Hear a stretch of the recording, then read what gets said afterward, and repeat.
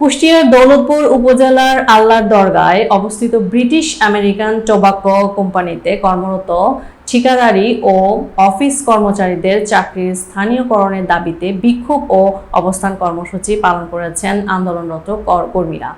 দৌলতপুর প্রতিনিধি মোহাম্মদ বাপ্পি হোসেন জানান, মঙ্গলবার বিকেল ৩টার দিকে অনুষ্ঠিত এই কর্মসূচিতে canteen consumer concession XT fixed technician এবং অফিসের বিভিন্ন বিভাগের কর্মচারীরা অংশ নেন।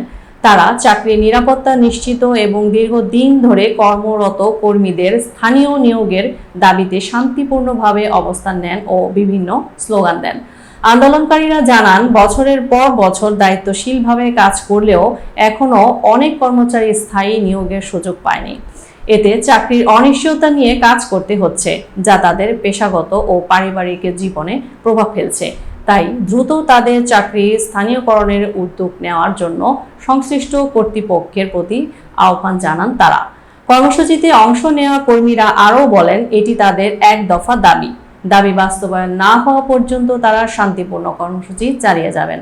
পাশাপাশি আলোচনার মাধ্যমে দ্রুত সমস্যার সমাধান এবং কর্মচারীদের ন্যায্য অধিকার নিশ্চিত করার আহ্বান জানান তারা।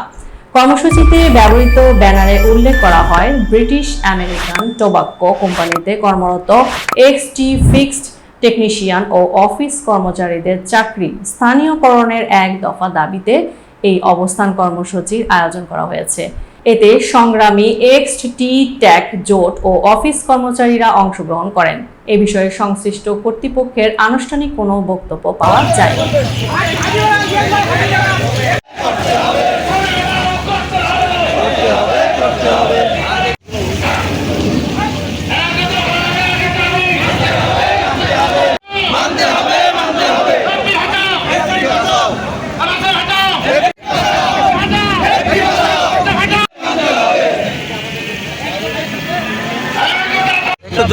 আমরা 7 দিনের টোটাল 6টা রিজন কর্মবিরতি দিয়েছি।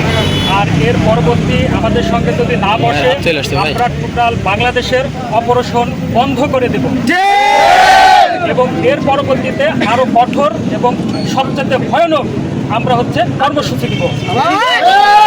আমাদের দাবি আদায় যত সময় না হবে আমাদের অপারেশন চলবে।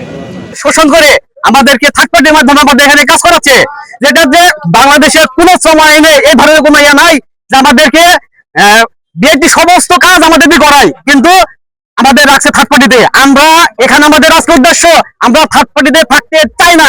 আমরা আমাদের যে প্রতিষ্ঠানে কাজ করি সেই প্রতিষ্ঠানে আমাদের নিয়োগ দিতে হবে। আমাদের এখানে দীর্ঘদিন ধরে 15 বছর 20 বছর ধরে আমাদের চাকরি করাচ্ছে, স্থায়ীকরণ করব বলে এরা ভেন্ডরের মাধ্যমে রাখছে, আমাদের বিভিন্ন সুযোগ সুবিধা থেকে বঞ্চিত করছে আর কি। এখন স্থায়ীকরণ করার দাবিতে আমরা পথে নামছি।